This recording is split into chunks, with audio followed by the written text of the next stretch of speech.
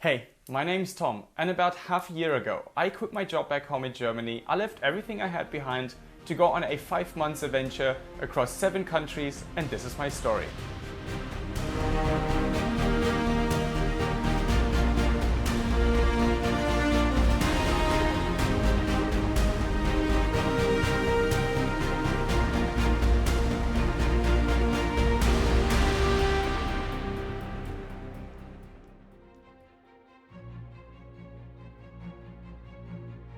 I travelled a long way in the last episode, starting in Picton, where I walked a part of the Queen Charlotte trek before I had to say bye-bye to the South Island as I travelled by ferry to the North Island, where I met my sister in Wellington.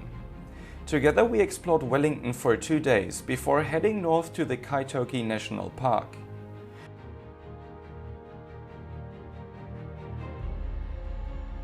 A big part of the last episode was our hike up Mount Taranaki. This hike is known as one of, or even the toughest hike in New Zealand, and it lived up to its name. After a bone-crushing climb, we enjoyed the breathtaking panorama of Mount Taranaki on our way down, before heading further north to the Whanganui River.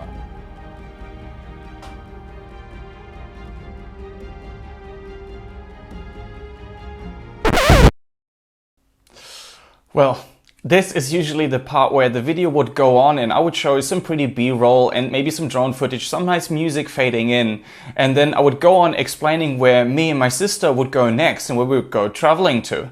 Well, this episode is not like that, and that is because something pretty unfortunate happened. I don't know how I did it, but while editing the last episode, I somehow deleted all the New Zealand footage from the external hard drive, which is an absolute shame, and it leaves me with 2 problems really. So the first problem is that I cannot go on making videos like I wanted to do for the North Island part, which was probably going to be another 3 episodes or so. And the second part, which is personally the more devastating part, is that the biggest fun thing about making these videos is that I get to review the videos that I did, and that brings me back into when I was traveling there, and also it helps me memorize things that I had already forgotten by rewatching the videos. And that leaves me with the problem of how do I tell the story of the North Island now? And luckily I filmed a few things with my phone, and these photos and videos, they're all stored on Google Photos. And this is how I try to make this episode work. I so wanted to tell you how after Mount Taranaki we used the Forgotten World Highway to get to Whanganui National Park, and this highway was such a remote experience. Some parts of the highway, they didn't even have tarmac on them. There was no phone signal for basically all of the time. And then when we got to Whanganui National Park, I wanted to tell the story how we got a kayak for one day and how we paddled down Whanganui River, which was really like paddling into the Shire, paddling into Hobbitland, and it was such a different experience and such a nice different angle to the usual hiking and walking everywhere or driving by car. So that was a great day that we had. And then also I wanted to tell how we went on to Waitomo to do the blackwater rafting in Waitomo. I had done so much footage of the folk festival that was going on basically all of the 3 days or so that we were in Waitomo, right next to our campground. And that was a really unusual experience, and there were all these strong men with huge axes chopping big chunks of wood.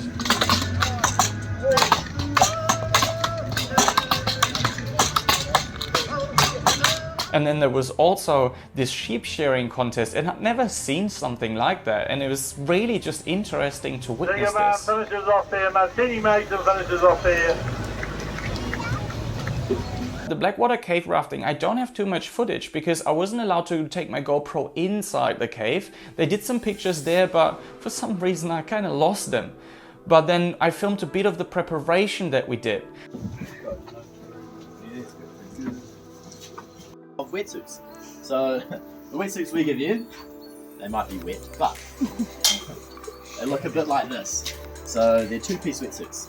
You've got a bottom half, that's what I'm wearing, a jacket for over the top, a little hood flap for over your hood. And yeah, the cave rafting is just a really good experience. So it's some really well spent $100, $200 maybe even for the 2 hours, but rafting in a cave that is black and you see nothing but the parts where your head torch light shines on was really interesting. Quite cold, but such a good thing. And then there was the Tongariro crossing on our way to Taupo, which was again such a great experience. The weather was tremendous, it was really not good, such a contrast to when I did it the first time 10 years ago.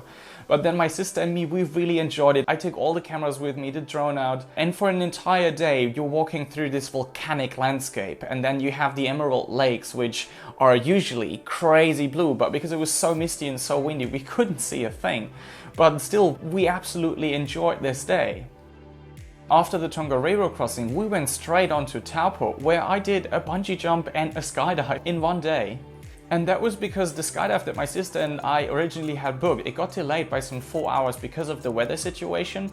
And then strolling around Taupo, we just passed by this bungee jumping station, and I thought to myself, you never did a bungee jump, and if you have to kill time to do the skydive, then do it in the craziest fashion possible and do a bungee jump. So I did my first bungee jump.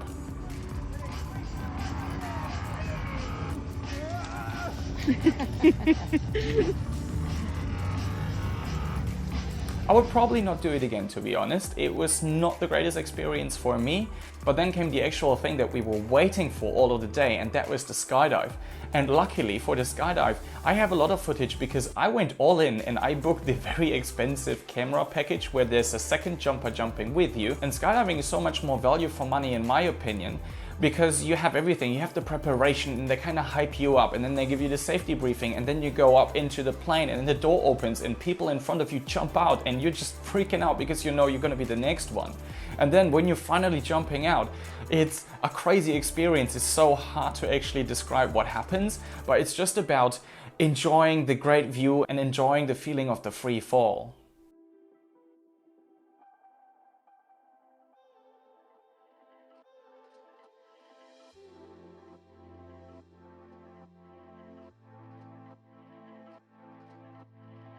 And then I wanted to tell the story how we went to Rotorua for about 3 days, and we did a couple of things there. We did a really nice tree walk there between the trees in the redwood forest. But then of course it was all about experiencing the very smelly sulfur springs, because Rotorua is surrounded by these sulfur and hot springs, and they make the whole town smell like rotten eggs for basically all of the time. But then this is why Rotorua is so very famous and common among tourists. And then comes this one day that I'm so sad that I deleted all the footage, and that was we went to Hobbiton, which, me being a big Lord of the Rings fan, of course was kind of the holy grail of things that I wanted to do in New Zealand, and I hadn't done it last time. And even for my sister, who isn't that big of a Lord of the Rings fan, it was just great to wander around the movie set, and it really feels like you're jumping right into the movie. It looks exactly like everything in The Hobbit and the Lord of the Rings movies, and all the props around, sometimes they look so good that you don't even know whether things are real or whether they are props. And you can see everything. Of course, Bilbo's house, you see the big tree that is above Bilbo's house, you see the party tree and the Green Dragon pub, and yeah, it was just the most amazing experience. After Hobbiton, we drove straight to Waiheke Island, which is at the shore of Auckland. And in Waiheke, we really had a chilled one. We just had a couple of days in this really nice hostel where for the first time for us, we really got to experience the full-on hostel life, because we had this great community and even a bit of a party life there. Nice.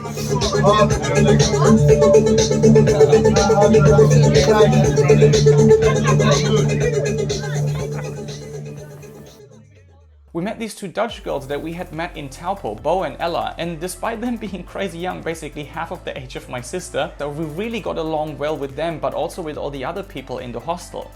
After full-on relaxing on Waiheke Island, we took the ferry back to Auckland, but then we didn't stay in Auckland, but went straight up to Whanganui to visit the Whanganui Falls. And the Whanganui Falls, they are somewhat special to me because back then, 10 years ago, the Whanganui Falls were my first outing with the New Zealand nature after having spent 2 weeks or so in Auckland.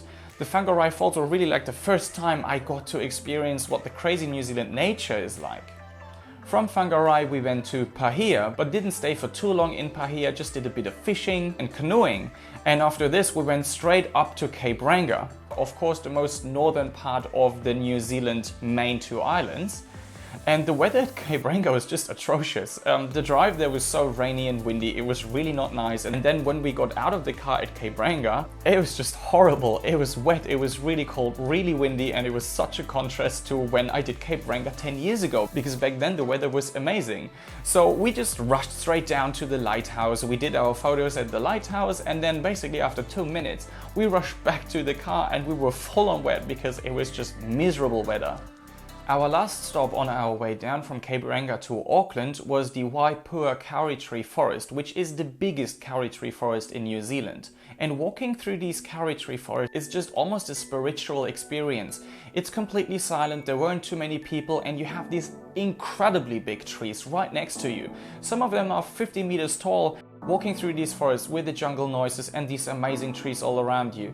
That was really a well-fitting end to our trip of the North Island. And after this, it was really only going back to Auckland, where we didn't do too much, and whatever we did, I really didn't film, which is such a sad thing again. But we met Bo and Ella again for the 4th time in New Zealand. And also in my hostel room, I met a guy called Trish. And Trish was almost going to be my travel buddy for the next 2 weeks or so, because I met him back in Sydney. And then also I met him on Bali. We spent our last days in Auckland, and then it was time to say goodbye to my sister, because I went on to Australia to keep on traveling, and my sister went home because she's got a job in Germany. Doing the trip with her was such a great experience, and it was one to a country that for both of us has such a special place in our heart, because both of us had the same experience with New Zealand. We both visited New Zealand now for the 2nd time, and we both visited New Zealand for the 1st time after we just finished high school. For me it's been 10 years, but for my sister even longer. For my sister it's been 18 years. It was just such a joy to see how she enjoyed being in this country again. And if it showed us anything, then it was that we were not gonna wait another decade or two to visit New Zealand again.